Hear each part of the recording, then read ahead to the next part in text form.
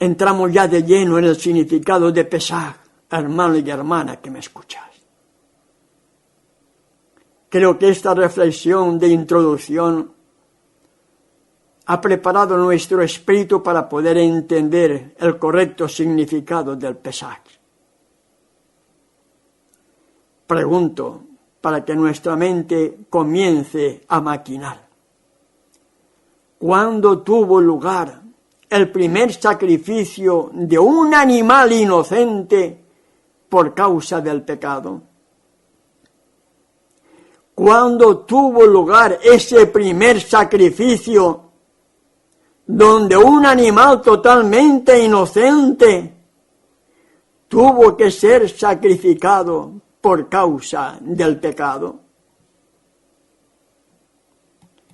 En Génesis capítulo 3, verso 21, hallamos la respuesta. Tan pronto como Adán y Eva pecaron, se les presentó el perdón y el plan de la redención. Y aunque en Génesis capítulo 3, verso 21, escuetamente Moisés nos dice, y Yahweh Elohim hizo al hombre y a su mujer túnicas de pieles y los cubrió, vuelvo a preguntar, ¿de dónde sacaron las túnicas de pieles Adán y Eva para poder cubrir sus cuerpos? Porque estaban tapados con hojas de higuera cuando se dieron cuenta de que habían pecado. ¿De dónde sacaron esas túnicas de pieles? ¿De dónde? ¿De las hojas de higuera? ¿De una hoja de uva? ¿De una hoja de manzana? No, ¿verdad que no, hermanos? ¿De dónde? De un animal, ¿verdad? De un cordero. Con la muerte de ese cordero, se pudieron hacer túnicas de pieles para cubrirse. Pregunto otra vez, ¿de quién era símbolo ese cordero? ¿A quién prefiguraba ese cordero? ¿Cuál era el símbolo de ese cordero? Ay, hermano y hermana, qué inmensurable amor. El Padre y el Hijo tenían todo planificado para que si Adán pecara, el plan de la redención se pusiera automáticamente en marcha. En 1 de Pedro capítulo 1, versos 19 y 20 nos dice, sino con la sangre preciosa de Yeshua, como de un cordero sin mancha y sin contaminación, ya destinado desde antes de la fundación del mundo, pero manifestado en los posteros tiempos por amor de vosotros. Entonces, hermanos, surge de nuevo la pregunta, ¿a quién representaba ese cordero que Adán y Eva dieron muerte? ¿A quién representaba? A Yeshua, a ese cordero que había sido ya destinado desde antes de la fundación del mundo para redimirte a ti, para redimirme a mí por causa de nuestro pecado. Qué inmenso amor, hermano y hermana que me escuchas. Qué inmenso amor tan incomprendido. ¿Qué tuvieron que hacer Adán y Eva para ser perdonados? La Escritura me dice que Yahweh Elohim hizo al hombre y a su mujer túnicas de pieles y los cubrió. Pero yo debo entender la enseñanza del santuario, hermano y hermana, para poder entender correctamente este pasaje. ¿Qué tuvieron que hacer Adán y Eva para ser perdonados? ¿Fue Elohim el autor de la muerte del animal? ¿O fueron Adán y Eva como pecadores los que tuvieron que darle muerte por causa de su pecado? En Levíticos capítulo 4 nos habla acerca de los pecados que se llevaban al santuario y eran sacrificios por causa de pecados involuntarios. Y allí en el verso 4 de Levítico 4 nos dice lo que se tiene que hacer por causa del pecado. Pondrá su mano sobre la cabeza del cordero y lo degollará delante de Yahweh.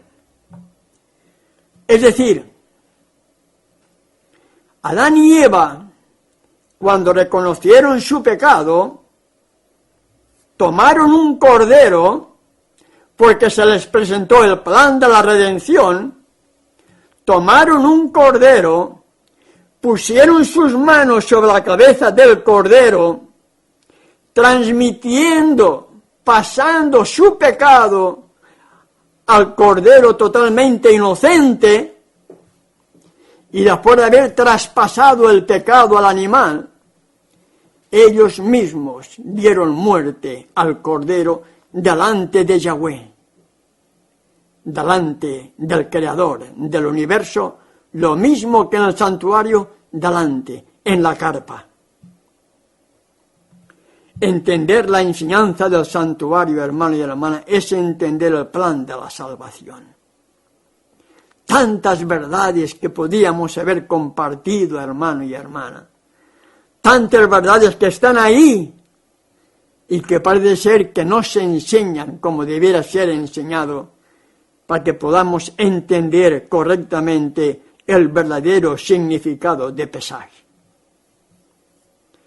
Y Adán y Eva, tan pronto como reconocieron su pecado, se les presentó el perdón y la posibilidad de ser redimidos. Y ellos mismos, repito una vez más, tuvieron que dar muerte al cordero que simbolizaba la muerte de quien los había creado y conversado con ellos. Sigo preguntando, hermano y hermana, ¿qué significó para Adán y Eva la muerte del cordero? ¿Qué significó para ellos la muerte del cordero? ¿Un sacrificio normal? ¿Qué significó para ellos? Recuerden que por haber desobedecido y comer de la fruta del árbol prohibido, la sentencia que caía sobre ellos, ¿cuál era? Muerte. La sentencia que caía sobre ellos era muerte. Y aunque murieron, después de 900 y pico de años, murieron físicamente, la muerte del Cordero significaba también liberación de la sentencia de muerte espiritual que caía sobre ellos como pecadores, porque la paga del pecado es muerte. No sé si me he hecho entender con esto, hermano y hermana que me escuchas. Adán y Eva estaban sentenciados a morir eternamente por causa de su desobediencia. Pero el plan de la redención se puso automáticamente en marcha. Se les presentó a Adán y Eva ese mismo plan de la redención. Y Adán y Eva tomaron el cordero, pusieron su mano sobre las cabezas del cordero, pasando el pecado de ellos a la cabeza del cordero totalmente inocente, dieron muerte al cordero, y eso significó liberación de la sentencia de muerte espiritual que caía sobre ellos como pecadores, porque habían aceptado el plan de la redención, habían aceptado al Hijo de Elohim como su único abogado y mediador ante el Padre, el único que podía perdonarles a través de su propio sacrificio por causa de sus pecados, por causa de nuestros pecados.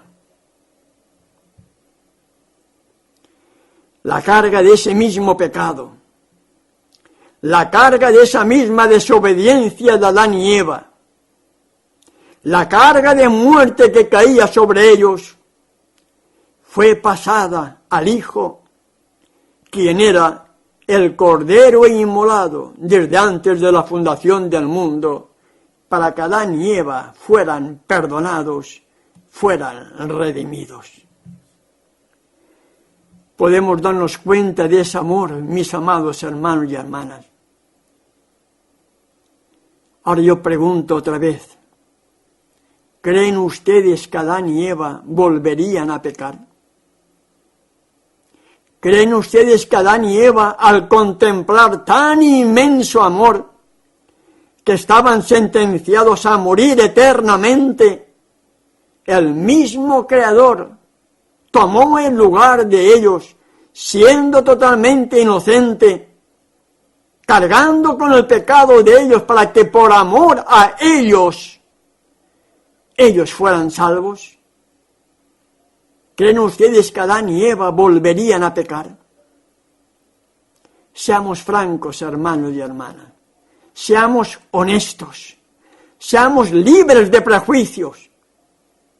Si por amor a ellos el mismo Creador tenía que morir para redimirlos de su sentencia de muerte, porque la paga del pecado es muerte, ¿creen que Adán y Eva, que vivieron en su propia carne las consecuencias de su desobediencia, que sintieron la separación que hace el pecado con su Creador, volvieron a pecar?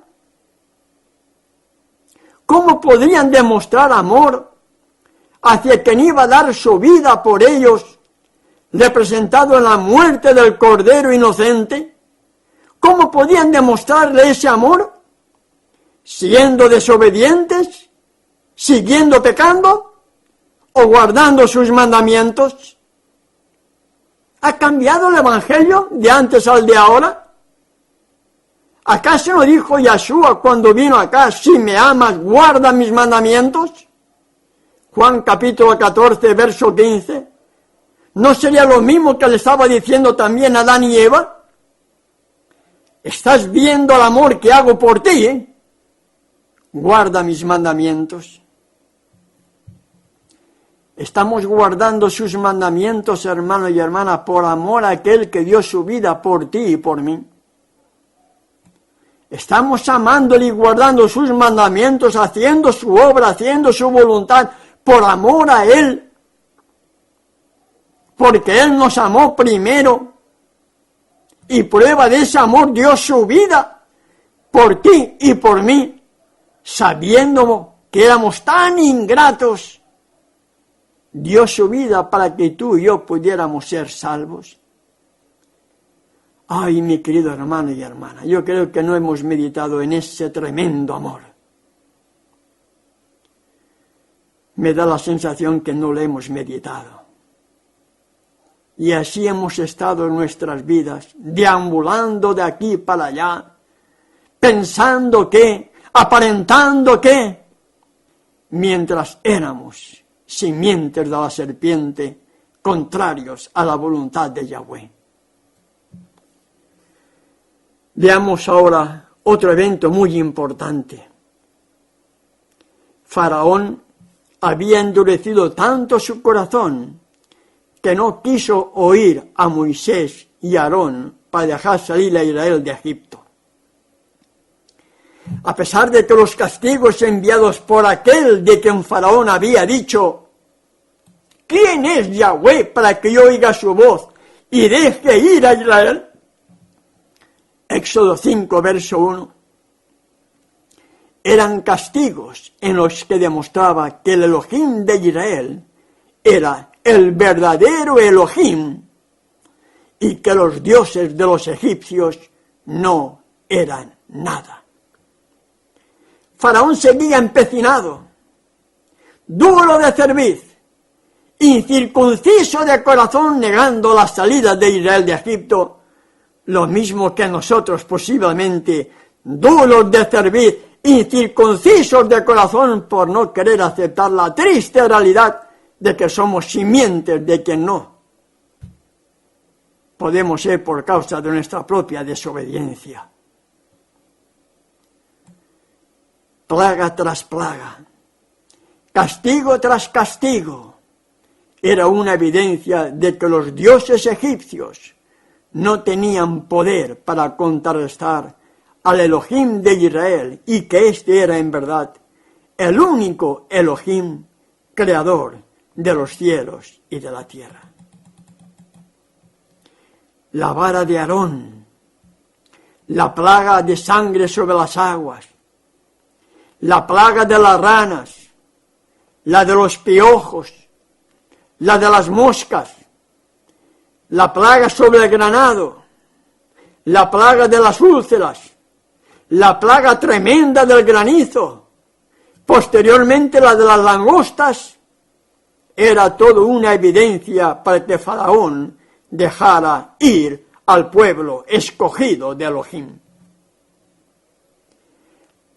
La última plaga fue anunciada y aceptada por el pueblo hebreo con mucho temor, porque había el peligro de muerte de los primogénitos. Y se les dio unas instrucciones para que cada jefe de familia, de acuerdo a Éxodo capítulo 12, verso 22, tomara un manojo de hisopo y mojadlo en la sangre que estará en el lebrillo. Habían dado muerte al cordero porque era Pesaj, un día como hoy. Y untate el dintel y los dos postes con la sangre que estará en el lebrillo. Y ninguno de vosotros salga de las puertas de su casa hasta la mañana. ¿Qué hubiera pasado si algún jefe de familia no hubiera untado el dintel y los dos postes de su casa con la sangre del cordero sacrificado? ¿Qué hubiera pasado si la fe no hubiera ido acompañada de las obras y creer solamente por fe y no untar el dintel y los dos postes de la casa? ¿Qué hubiera pasado si la fe no hubiera ido acompañada de las obras al untar el dintel y los dos postes de la casa? Muerte del primogénito, ¿verdad? ¿Qué hubiera pasado si en lugar de estar en casa orando, gimiendo y clamando por misericordia, porque la vida de todo primogénito estaba en peligro, hubieran salido de sus casas antes de la mañana? Muerte también del primogénito, ¿verdad? La orden era, además de untar el dintel y los dos postes de la casa, que nadie salga hasta la mañana. ¿Qué significó para ellos Pesaj? Liberación de Egipto, de la de muchos. Y es verdad, se fijan solamente en eso, en la liberación de Egipto. ¿Pero qué más? ¿De qué fueron librados? ¿Por qué tuvieron que salir de Egipto? De las costumbres aceptadas por haber estado durante muchos años en ese país pagano. Tuvieron que salir de Egipto para dejar de ser idólatras, porque la mayoría se habían adaptado a los dioses paganos. Tuvieron que salir para cambiar su dieta, su alimentación, porque ellos seguían anhelando sus comidas de egipcio. Tuvieron que salir para poder dejar atrás la mundanalidad adoptada durante su estadía en Egipto. Y sobre todo, tuvieron que salir para ser libres, para dejar de ser esclavos. ¿Pero esclavos de qué, hermanos? Ellos vivían en esclavitud, ¿pero esclavos de qué? ¿Esclavos físicos o esclavos espirituales? las dos clases, hermanos y hermanas. Salieron de Egipto para ser libres de la esclavitud humana y salieron de Egipto para ser libres de la esclavitud, del pecado que tanto les estaba ahogando. Y el propósito que Elohim tenía para con Israel, nos dice Moisés en Deuteronomio capítulo 7, verso 6, porque tú eres un pueblo Kadosh, porque tú eres un pueblo santo, porque Kadosh significa santo, apartado. Porque tú eres un pueblo Kadosh, un pueblo apartado para Yahweh tu Elohim. Yahweh tu Elohim te ha escogido para hacerle un pueblo especial más que todos los pueblos que están sobre la tierra. Deuteronomio 7, verso 6. Entonces, hermano y hermana, ¿cuál era el propósito que Yahweh Elohim tenía para con Israel al sacarlos de Egipto? Que fuera un pueblo Kadosh, que fuera un pueblo apartado para él, que fuera un pueblo diferente, que fuera un pueblo totalmente distinto sobre todos los otros pueblos que habían en la tierra. Esa era la finalidad que Yahweh Elohim tenía al sacar a Israel de la esclavitud de Egipto, para que fuera un pueblo Kadosh, para que fuera un pueblo apartado, para que fuera un pueblo diferente, un pueblo distinto sobre todos los otros pueblos que están sobre la tierra. Vamos entendiendo, mis amados hermanos y hermanas, lo que significa entender Pesaj. Vamos comprendiendo algo más. Pesaj significa liberación de todo lo que vaya en contra de la voluntad de nuestro Elohim. Liberación de las costumbres del mundo. Liberación de la idolatría que pudiera haber en nuestras vidas. Liberación de la dieta mundana que a veces todavía tanto nos gusta. Liberación de la mundanalidad. Liberación de la esclavitud física. Y sobre todo, liberación de lo más importante. ¿Saben cuál es? La libertad espiritual. Ser libres del pecado, para ser una nación, para ser un pueblo Kadosh, un pueblo especial, un pueblo apartado, un pueblo diferente a todos los demás pueblos que están sobre la tierra. Vamos entendiendo un poco más, mis amados hermanos y hermanas, la importancia de entender qué significa Pesaj hoy. ¿Qué debe significar Pesaj a tu vida y a mi vida hoy? Quizá a nosotros nos pueda pasar como a Nicodemo, principal entre los judíos, que en aquella conversación nocturna con el maestro de Galilea no entendía nada. Recuerdan su historia, ¿verdad? Recuerdan aquella conversación, la hallamos en Juan capítulo 3. Nicodemo, a pesar de que era un maestro de Israel, un alto dignatario de la nación, un principal de entre los judíos, era un laodicense. Presumía saber y no sabía nada. ¿Recuerdan? Yahshua tuvo que decirle, ¿eres tú maestro de Israel y no sabes esto? Juan capítulo 3, verso 10. Qué triste, ¿verdad? Aparentar ser, aparentar saber ante los demás y no saber lo más elemental para ser salvo.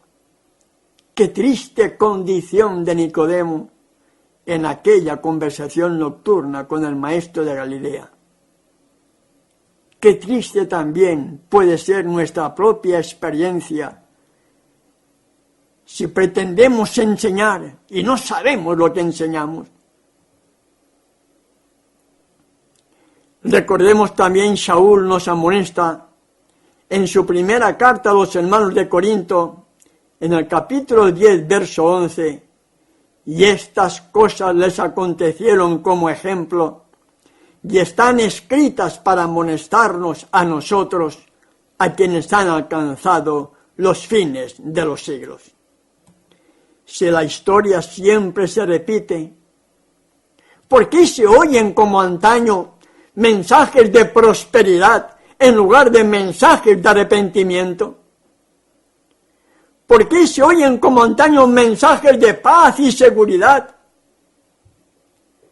en lugar de mensajes que sacudan nuestras conciencias adormecidas por causa del pecado, para que podamos sentir dolor por nuestra triste condición y produzca arrepentimiento en nuestras vidas para acudir al trono de la gracia en busca de poder para ser perdonados y obtener la victoria sobre el pecado? Me sorprende mucho ver algunos videos que me envían. No los veo, no sigo a ningún hombre, nunca los seguí. Fui bautizado sin haber recibido un estudio bíblico. Y eso el Creador lo sabe que no miento. Siempre usé la Biblia, y la Biblia, y la Biblia, y en apenas 20 días estaba pidiendo ser bautizado porque sentí realmente el deseo, el llamado de hacerlo. Pero cuando me envían esos videos, veo los títulos nada más, hablando como que no hay que preocuparse por lo que estamos viviendo, que todo es profecía y se tiene que cumplir. Y es verdad. Pero a pesar de que es verdad, ¿cómo no debo preocuparme si lo que quieren es imponernos la marca de la bestia y si seguimos en la ciudad seremos conejitos de indias de ellos? ¿Cómo no debe preocuparme cuando sé que estando en la ciudad voy a recibir la marca de la bestia, porque va a haber la ley de no comprar y vender, y en la ciudad, ¿quién me va a dar de comer si no tengo alimento propio para poder comer y mantener mi familia? ¿Quién me va a mantener? ¿Cómo no debo preocuparme si sé dónde debo de estar viviendo para poder tener mi propio cultivo, mi propia cosecha por la gracia del Creador, y sigo todavía en la ciudad esperando ¿qué? Esperando recibir la marca de la bestia y perderme con ellos.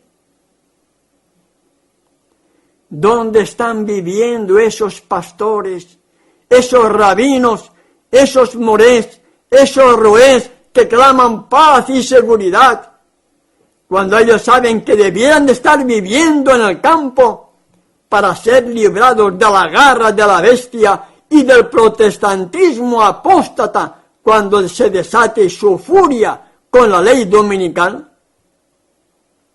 Y si no lo saben, mucho peor para ellos, porque representan que son como Nicodemo.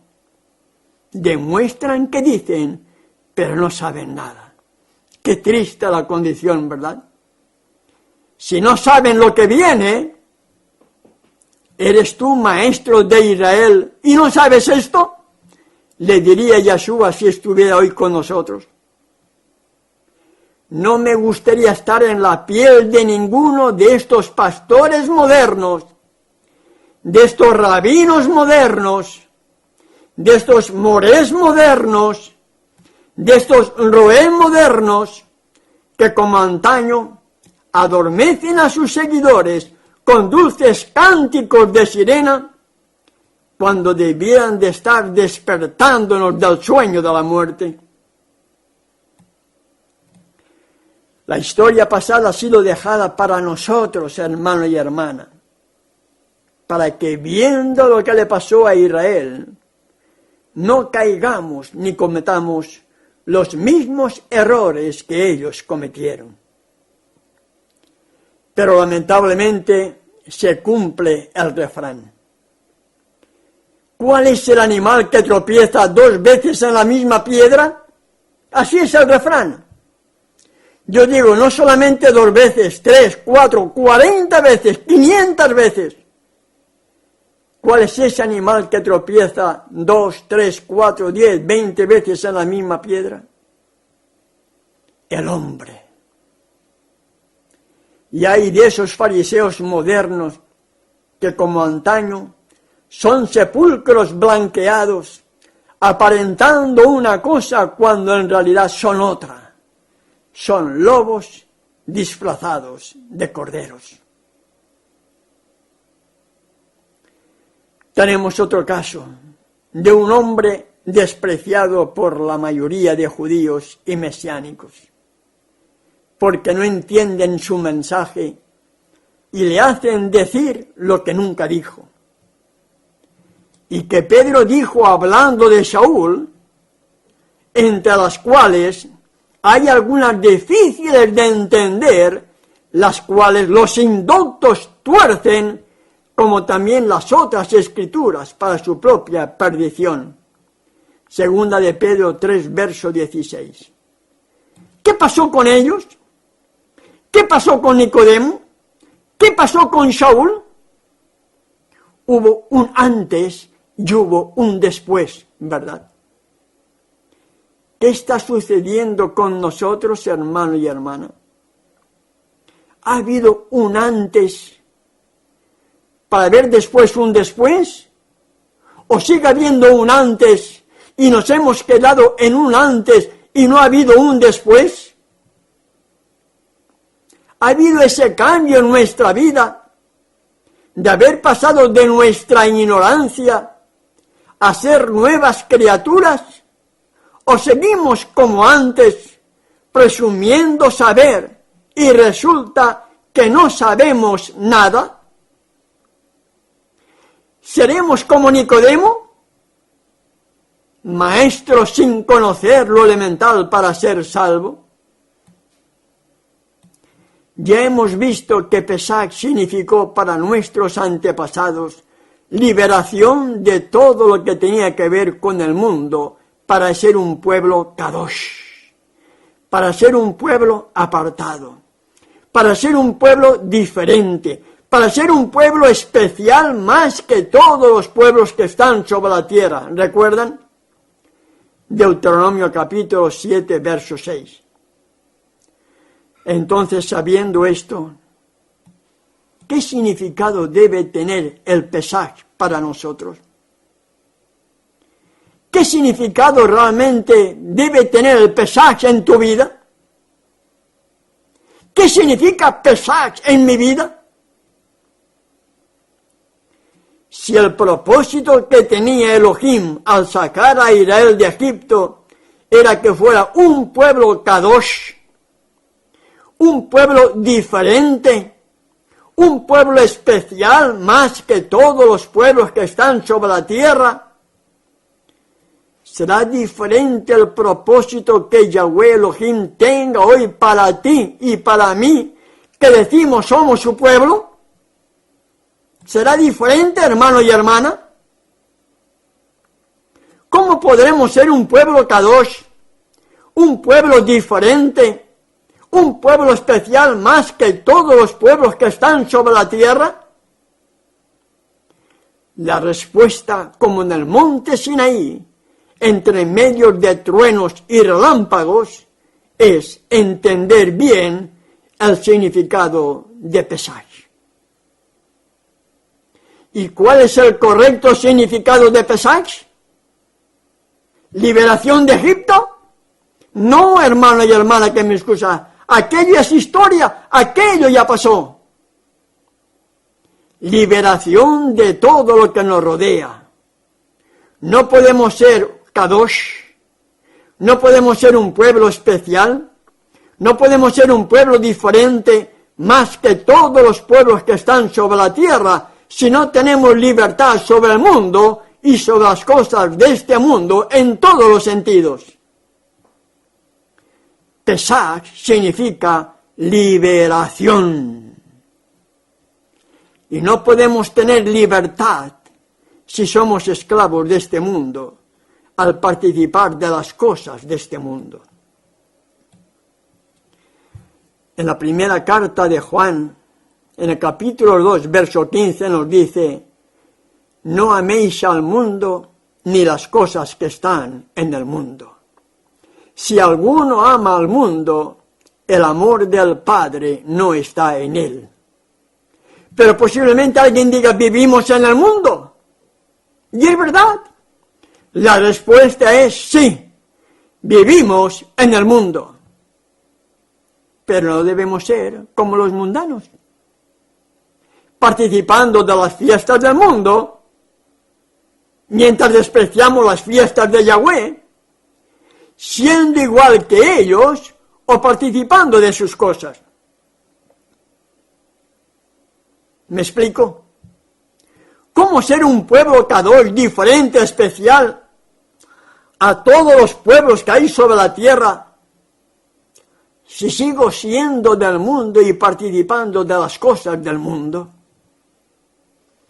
¿Cómo puede ser parte de ese pueblo Kadosh si no hay cambio en mi vida? Si sigo siendo y actuando como el mundo actúa, participando en algunas cosas que el mundo participa y que posiblemente tanto me gusten todavía porque no he salido en definitiva del mundo. En Tiago capítulo 4, verso 4 nos dice: oh almas adúlteras, ¿no sabéis que la amistad del mundo es enemistad contra Elohim? Cualquiera pues que quiera ser amigo del mundo se constituye ¿en qué, hermano? ¿Estás leyendo conmigo también Tiago capítulo 4, verso 4 o te lo sabes de memoria? ¿En qué se convierte? ¿En qué se constituye aquel que quiera ser amigo del mundo? En enemigo de Elohim. ¿Leíste bien? ¿Oíste bien, hermano? Oh almas adúlteras, ¿no sabéis que la amistad del mundo es enemistad contra Elohim? Cualquiera pues que quiera ser amigo del mundo se constituye en enemigo de Elohim. Y enemigo de Elohim es ser simiente de la serpiente, es ser simiente del gran dragón, es ser simiente del diablo y de Satanás. Y hoy en estos días, la gente atea y la mayoría de los que dicen ser creyentes celebran las fiestas del mundo como Semana Santa, mientras desprecian las fiestas solemnes de Elohim en su Pesaj, en su día, en sus tiempos, y los panes sin levadura que nos tiene que llevar a sacarnos del mundo si todavía nos gustara algo del mismo. Y cuando realmente entendemos el correcto significado de lo que debe ser Pesaj para nuestra vida, los panes sin levadura, debe de haber un cambio en nuestra vida, hermana y hermana que me escuchan. Debemos permitir que una obra grande e importante sea hecha si todavía no hemos llegado a entender el correcto significado del Pesaj. ¿Y cuál es la mayor obra que Yahweh, nuestro Elohim, desea hacer en ti y en mí, amado y hermana que me escuchas? Hacernos parte de un pueblo Kadosh, de un pueblo apartado, de un pueblo especial, de un pueblo diferente a todos los otros pueblos que hay sobre la tierra. Ser en definitiva su pueblo, sus hijos comprados con su propia sangre. Y el rito de la Santa Cena y el lavamiento de los pies que toma el lugar del Pesaj es para hacerlo estando en paz con tu prójimo y estando en paz con tu Elohim, libre del pecado, porque tomarla indignamente somos culpables del cuerpo y de la sangre de Yeshua, tal como nos dice Saúl en 1 Corintios capítulo 11, verso 27.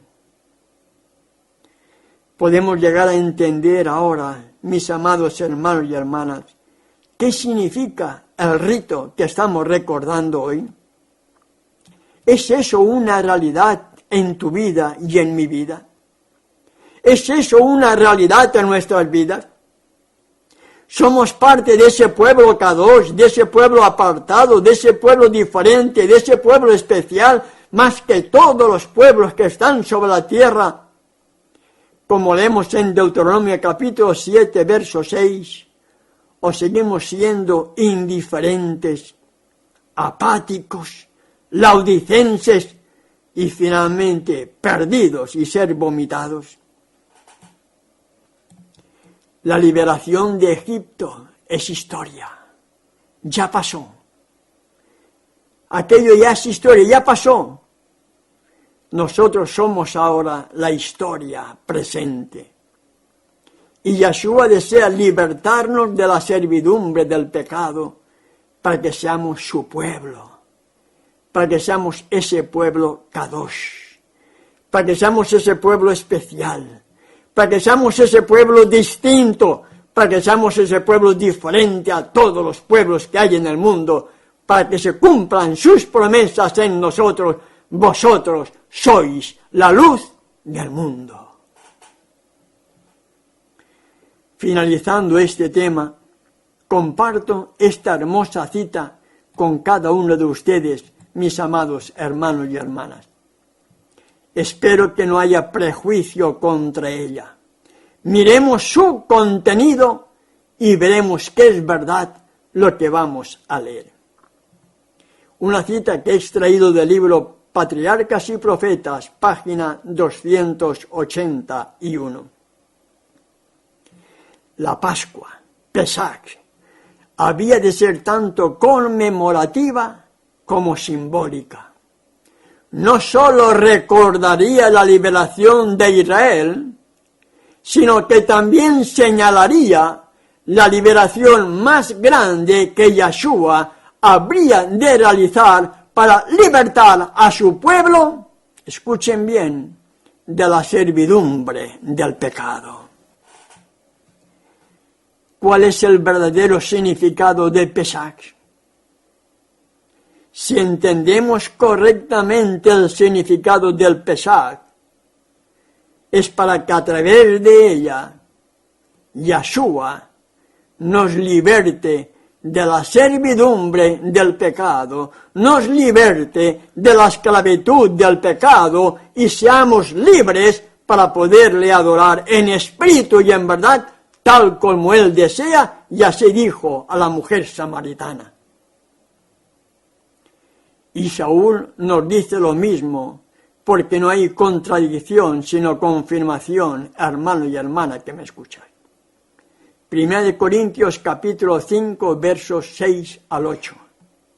Leemos lo siguiente. No es buena vuestra jactancia. ¿No sabéis que un poco de levadura leuda toda la masa? Limpiaos pues de la vieja levadura, para que seáis nueva masa, sin levadura como sois, porque nuestro Pesach, que es Yeshua, ya fue sacrificado por nosotros. Y nos sigue diciendo, así que celebremos la fiesta, no con la vieja levadura, ni con la levadura de malicia y de maldad, sino con panes sin levadura, de sinceridad y de verdad. 1 Corintios capítulo 5, versos 6 al 8. La levadura es sinónimo de pecado. Y Saúl dice, ¿no sabéis que un poco de pecado leuda toda la masa?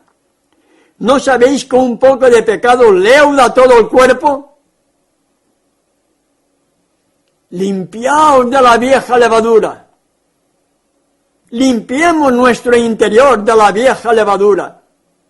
Limpiemos el pecado que hay en nosotros para que seamos nuevas masas, para que seamos nuevas criaturas, para que vivamos sin pecado, porque Yeshua ya murió por nosotros, porque el pecado es infracción de la ley, el pecado es infracción de la Torá, y nuestro tiempo de gracia y se termina pronto, y si nuestro tiempo de gracia nos pilla terminado en pecado, la paga del pecado será muerte por no haber entendido el correcto significado de Pesach. Si entendemos bien el significado de esta fiesta, es entender el amor del Padre y de su Hijo al morir por nosotros para que seamos salvos, para que seamos un pueblo kadosh, para que seamos un pueblo diferente, para que seamos un pueblo distinto, único a todos los demás en la tierra. Que esto sea una realidad en cada uno de nosotros es mi deseo y oración, hermano y hermana que estás en estos momentos en nuestra sintonía radial. Concluyo la reflexión de esta noche, como lo hemos hecho al principio, con una oración.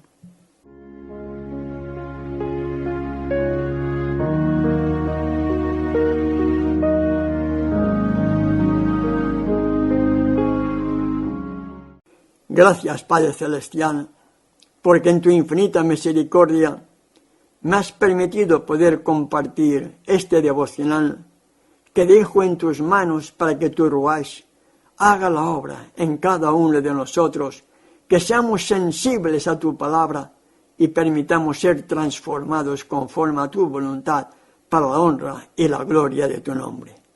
Que entendamos el correcto significado de lo que se celebra un día como hoy, Pesach, en nuestras vidas, para que tú nos liberes de la esclavitud del pecado y seamos hijos tuyos y podamos vivir junto a ti y a tu Hijo amado por toda la eternidad. En su nombre y por sus méritos te lo pedimos y te damos las gracias. Amén.